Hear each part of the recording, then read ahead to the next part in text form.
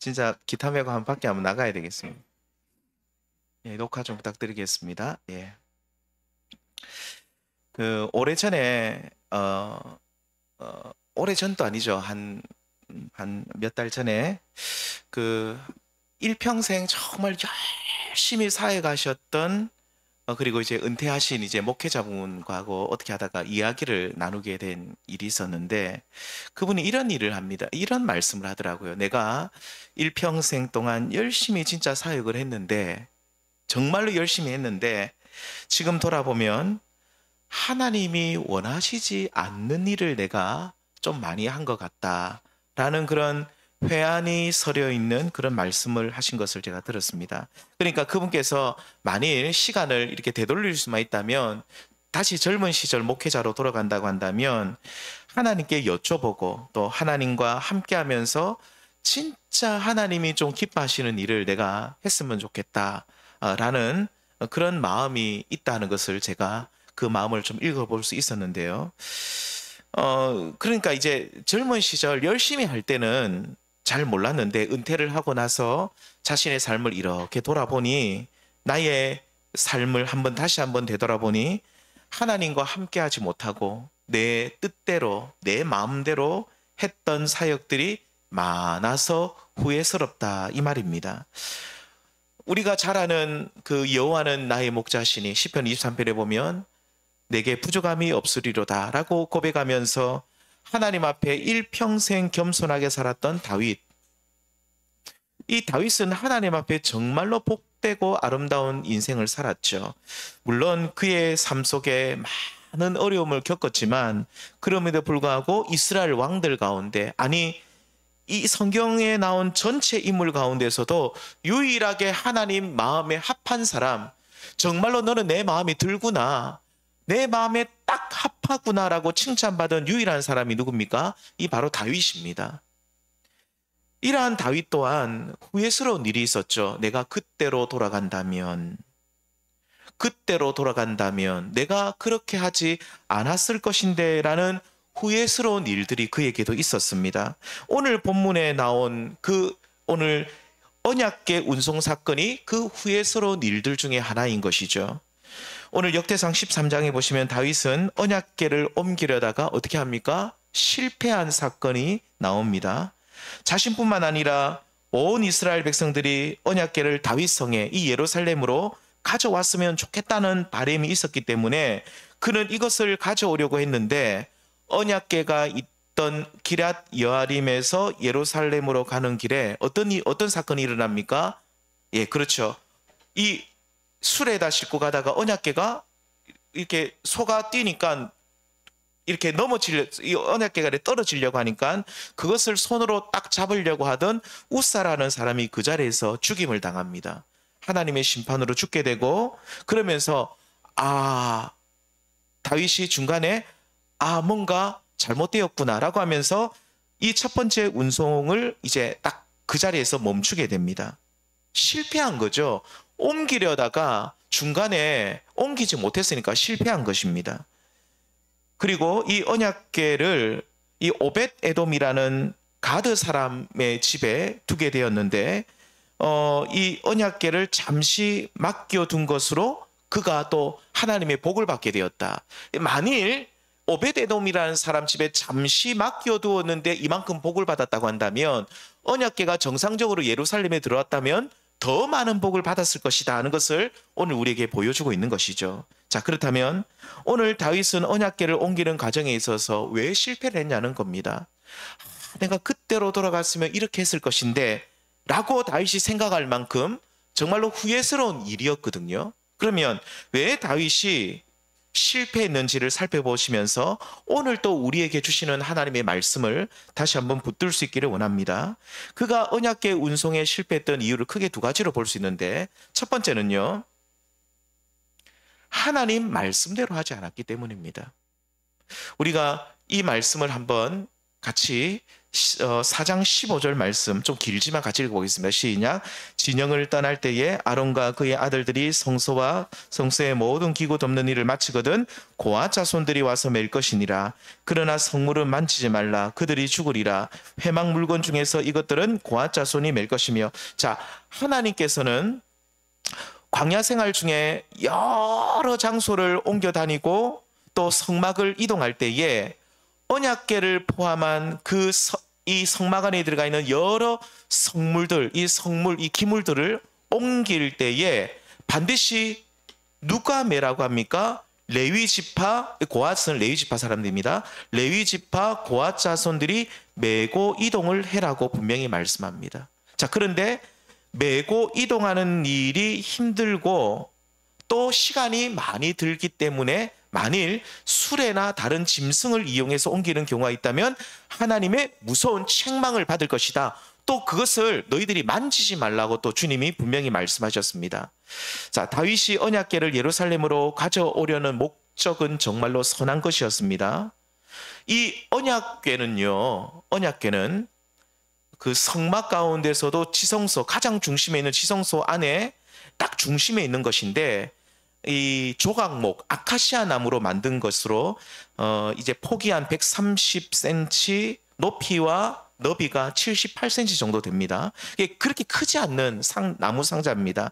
이 과거에는 여기에 만나를 담은 항아리, 그리고 아론의 쌍난 지팡이, 모세가 받았던 십계명의 두 돌판이 그 속에 들어가 있었는데, 나중에는 이 다윗 시대 때가 되면 여기에 뭐만 들어 있습니까? 십계명의 두 돌판만 들어있는 것이죠. 자, 그러니까 언약궤는 십계명의 두 돌판을 담은 작은 나무 상자인데, 이것은 하나님의 말씀을 나타내는 성물이요, 또 거룩한 하나님의 임재가 그곳에 있다라고 그 성경에 나와 있습니다. 그러니까 이 언약궤를 보시면 위에 보시면 스랍이라 그러죠. 천사 모양이 이렇게 두 천사가 이렇게 서로 마주보고 있는 그 모양으로 이 언약궤가 만들어져 있습니다. 그 천사가 마주보고 있는 그 뚜껑 위를 시은좌라고 성경에 나오는데, 이 시은좌는 하나님의 임재가 그 위에 머문다라고 말씀하고 있죠. 자, 그래서 보십시오. 이 언약궤는 저 언약궤는 거룩한 하나님의 말씀이다. 두 번째, 저 언약궤는 이스라엘의 하나님이 우리와 함께 하시는구나라고 확인할 수 있는 보증물과 같은 것이었습니다. 그래서 하나님의 말씀이요, 하나님이 우리와 함께 하심을 확인할 수 있는 것이었는데, 그래서 다윗이 언약궤를 예루살렘으로 왜 가져오려고 했겠습니까? 이스라엘 공동체가 보십시오. 언약궤를 중심으로 말씀의 공동체가 되고, 또 하나님의 거룩한 임재 가운데 있기를 간절히 바라는 마음으로 이 언약궤를 가져왔죠. 자, 보십시오. 이렇게 선한 마음과 목적을 가지고 언약궤를 가져오려고 했지만 왜 실패했다고 말씀드렸습니까? 그렇죠. 하나님 말씀대로 언약궤를 레위 지파 고앗 사람들이 메고 운송했던 것이 아니라 어디에다 실었습니까? 예, 수레에다 실었습니다. 오늘날로 말하면 고급 승용차에다가 멋있게 그 언약궤를 실었다라고 볼 수 있죠. 사람들이 어떻게 보면 좀 구질구질하잖아요. 사람들이 메고 오면 좀 그렇잖아요. 뭐 예를 들면 호텔에 가는데, 이제 호텔 앞에 딱 지나가는데 뭐 좀 이렇게 좀 조그만 차 타는 것보다 큰 차를 타면 이렇게 문도 막 열어주고 그러잖아요. 저도 옛날에 그런 경험이 있거든요. 좀 고급 호텔이었습니다. 그래서 참 겁도 없죠. 그때 티코를 탔었어요. 그때 목사님이 거기서 모임에 저 대신 가래서 저하고 옆에 전호사하고 둘이 티코를 열심히, 그때 이제 티코를 몰고 다녔습니다. 티코 아십니까? 예. 껌 붙으면 안 간다는, 지금은 이제 잘 못 보는 차인데, 그 티코를 차고, 그러니까 앞에 차들이 딱 가니까 그 벨렛 파킹이라 그러죠. 이렇게 모자 쓴 분이 굉장히 고급, 제가 호텔 이름 말 안 하겠습니다. 굉장히 고급 호텔인데 문을 다 열어주대요. 제가 딱 가니까 그냥 쳐다보고만 보더라고요. 이렇게 손가락으로 지하로 내려가래요. 예 하면서 그 지하로 내려갔는데, 차종을 보고 열어주더라고요. 차종을 보고 열어줍니다. 예. 고급차. 이게 앞에 보면 전부 다 외제차에 있어요. 쫙쫙. 그 호텔 자체가 좀 그런 곳이었어요. 그런데 그러니까 이 지금 언약궤를 어디에다 실는 거였냐면 그 고급 승용차에다 실었어요. 다윗은 나름대로 이 하나님의 말씀이요, 하나님이 우리와 함께 하신다는 이 언약의 보증물이 되는 이 거룩한 성물을 참 멋있는, 이 참 좋은 이 수레에다, 새 수레에다가 실어서 옮기면 얼마나 좋습니까? 사람이 메고 가는 것보다는 그래도 이 좀 이렇게, 그렇죠, 사람이 걸어오는 것보다는 이렇게 좀 멋있는 차에 타고 내리는 것이 멋있는 것처럼 고급 승용차에다가 딱 이 수레에다가 딱 실었는데, 그것은 하나님 말씀에 불순종하는 것이었습니다. 그래서 13장 7절에 보면 새 수레에다가 실어서 출발을 했는데, 아무튼 사람들에게 잘 보이려고 했는지, 다윗이 잘 보이려고 했는지, 아니면 이것이 좀 무겁기 때문에 좀 쉽게 또 빨리 옮기려고 했기 때문인지 정확하게는 모르지만, 아무튼 그리고 이 다윗은 하나님의 말씀을 일부러 알면서도 그렇게 했는지, 아니면 잠시 잊어버렸는지 성경은 말하고 있지 않지만, 결과적으로 그는 선한 의도를 가지고 이 언약궤를 가져오려고 했지만, 그 방법이, 그 과정이 하나님 말씀대로 말씀에 순종하지 못했기 때문에 결국 실패하게 되었습니다. 심지어 수레를 이렇게 이 새 수레를 끌던 소가 갑자기 소가 날뛰는 거예요. 소가 날뛰어서 어떻게 합니까? 이 수레가 이렇게 탁 흔들리면서 언약궤가 땅바닥으로 떨어지려고 하니까 분명히 성물을 붙잡지 말려고 했는데, 우사가 그것을 충성스러운 마음으로 딱 잡았는데 그 사람이 그 자리에서 죽게 되는 일까지 일어나게 된 것이죠. 성도님들, 하나님께서 우리가 아무리 좋은 목적과 의도를 가지고 어떤 일을 행한다 하더라도, 만일 하나님 그 과정에서 우리가 하나님 말씀에 순종하지 않으면 중간에 길을 막으십니다. 다윗의 경우만 보더라도, 다윗은 언약궤를 예루살렘으로 가져오려고 할 때에 말씀 중심, 그리고 하나님과 함께하는 거룩한 이스라엘을 세우고자 하는 진짜 하나님의 뜻에 부합되는 거룩한 열망이 그 속에 있었지만, 그는 하나님 말씀대로 레위지파 사람들이 메고 이동하는 것을 하지 않고 수레에다 싣고 출발했기 때문에 하나님께서 그 길을 막으셨고 결국 실패하게 된 것이죠. 오늘 우리의 삶에도 하나님이 우리의 길을 딱 막으실 때가 있습니다.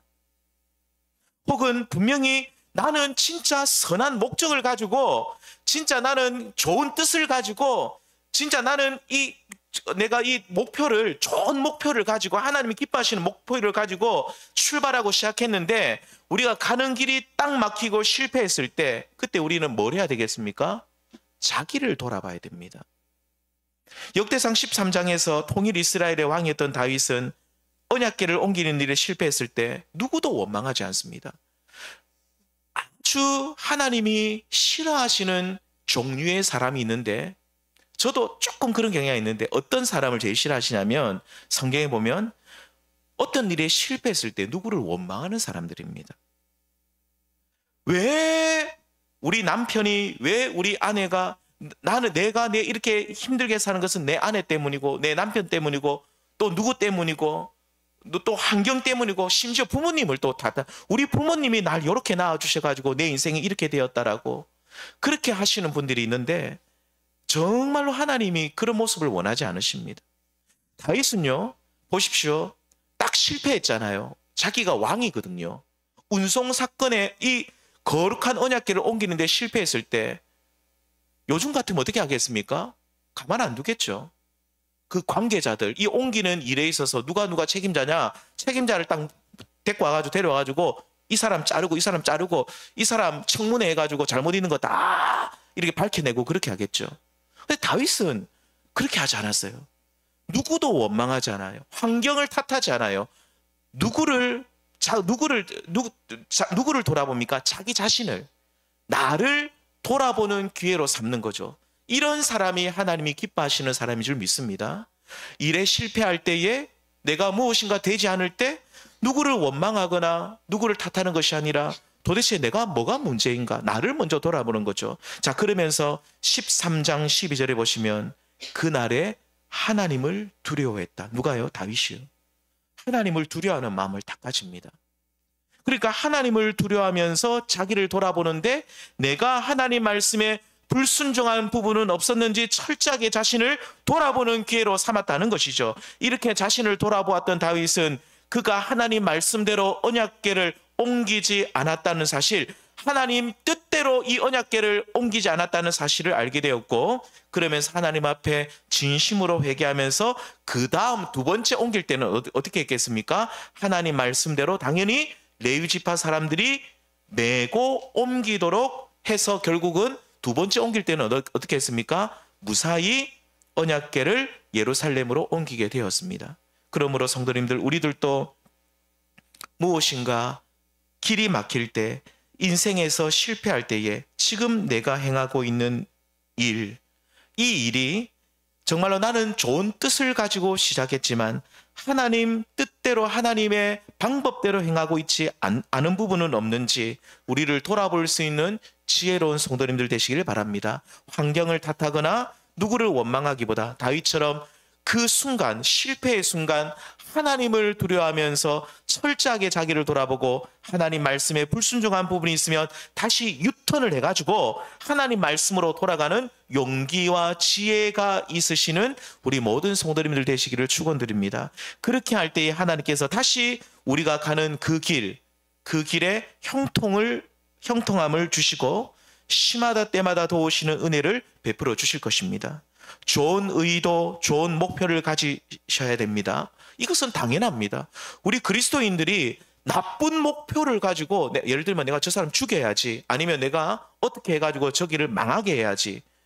제가 어떤 분한테 들었는데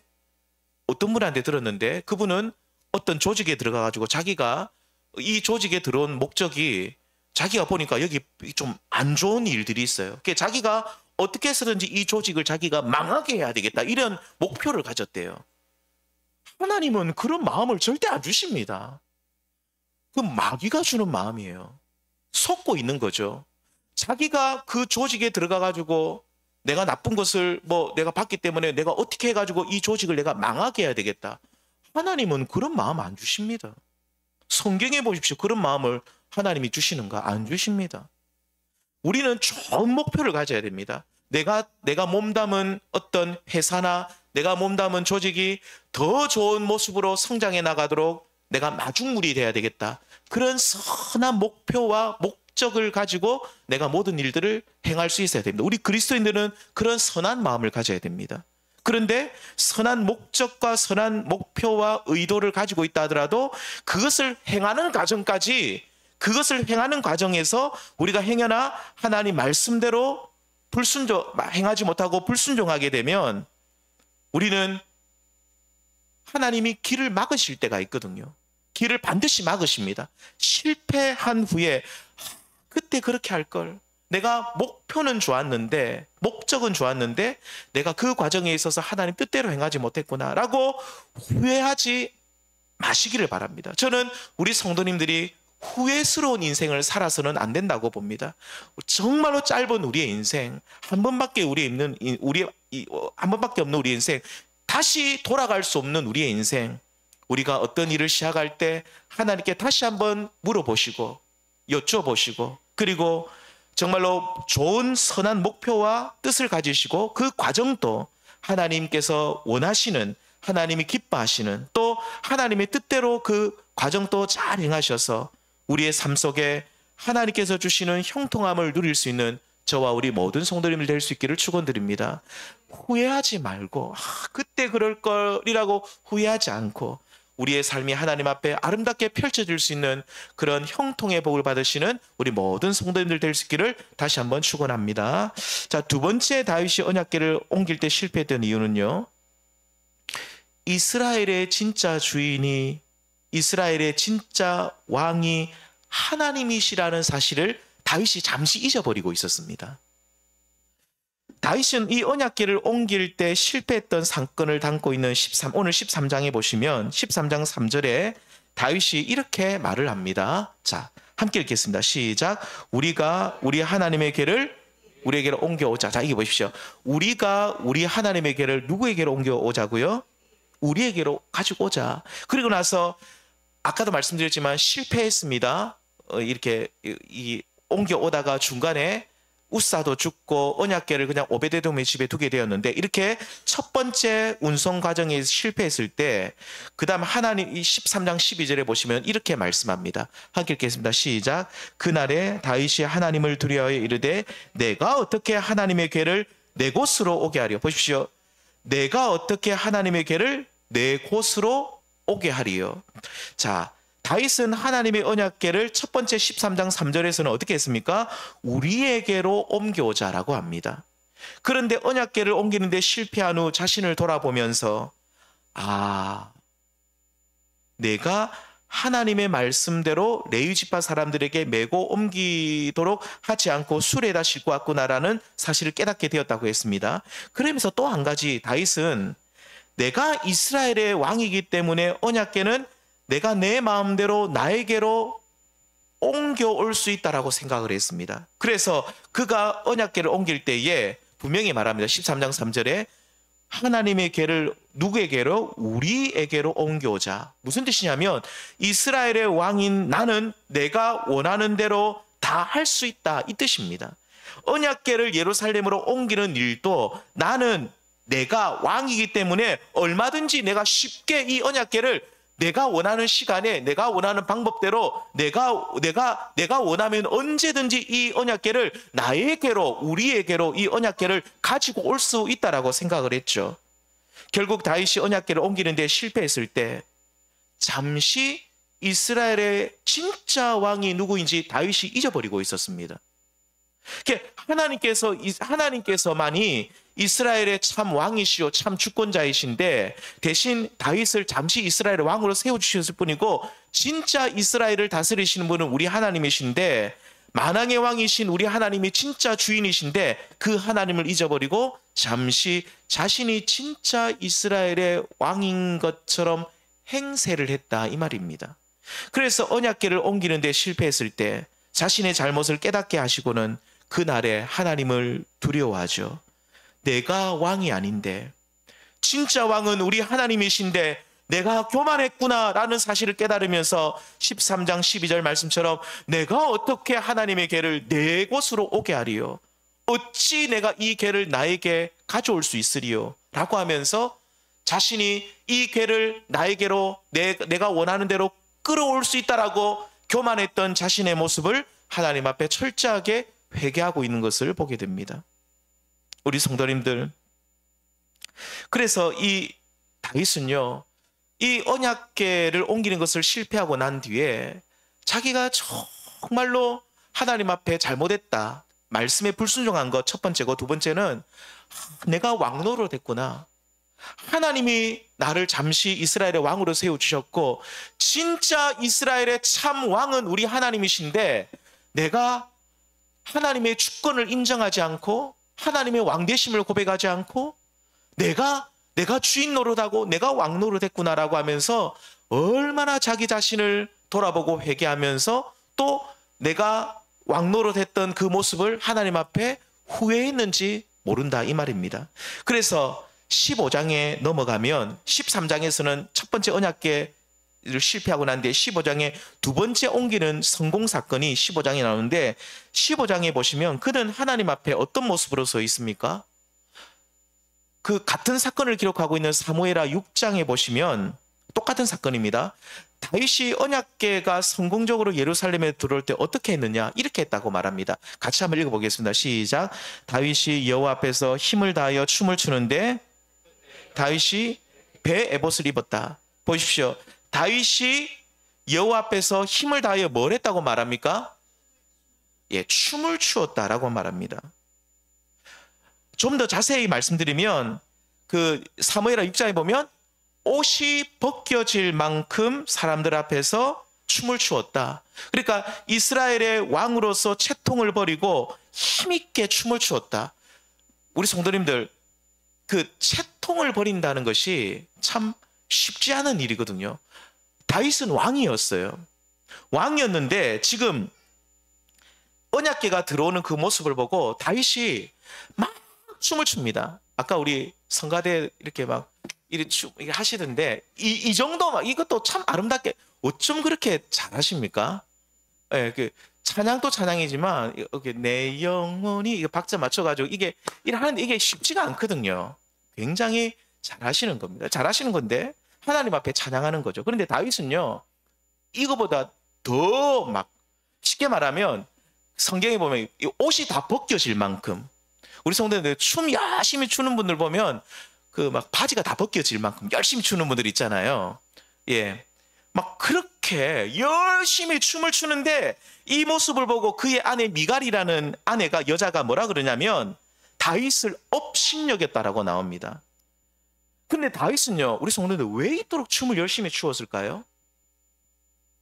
15장에 보시면 언약궤가 들어옵니다. 이 언약궤 앞에서 다윗이 막 춤을 추는데 왜 열심히 그렇게 춤을 추었? 보통 때는 안 그랬어요. 다윗이 이 언약궤가 들어올 때는 막 춤을 추는데 왜 춤을 추었냐면 하나님, 나는 하나님 앞에서 예배자입니다.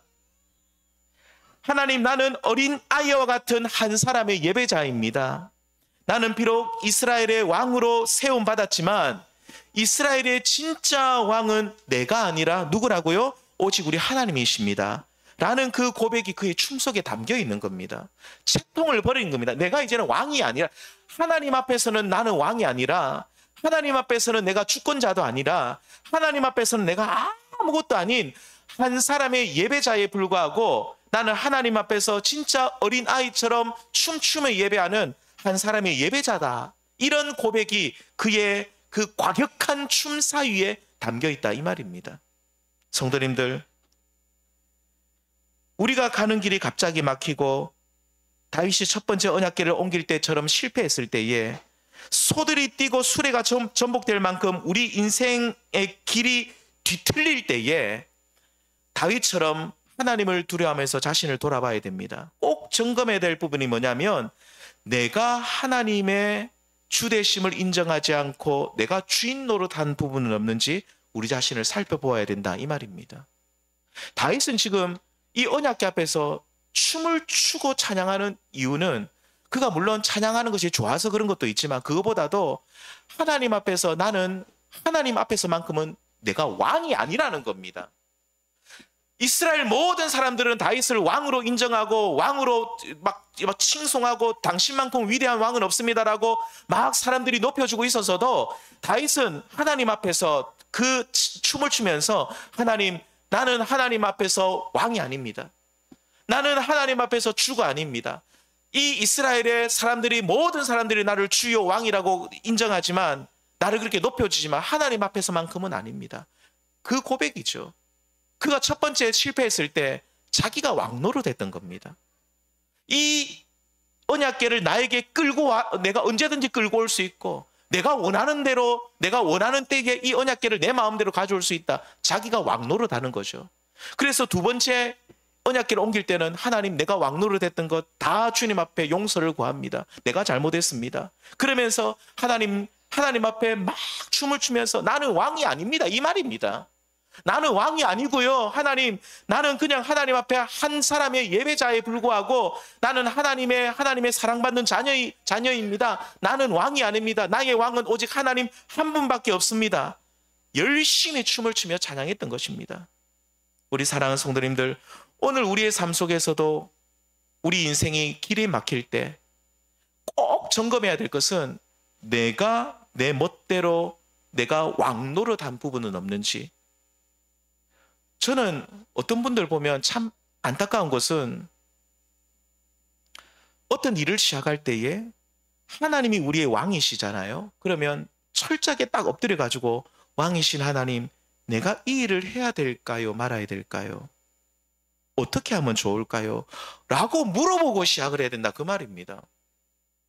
내가 주인 노릇하고 내가 모든 거 다 결정하고 내가 모든 거 전부 다 하고 하나님의 응답도 받지 않고 다 하고 난 뒤에 전부 다 하고 난 뒤에 하나님 책임져 주십시오. 하나님 책임 안 져 주십니다.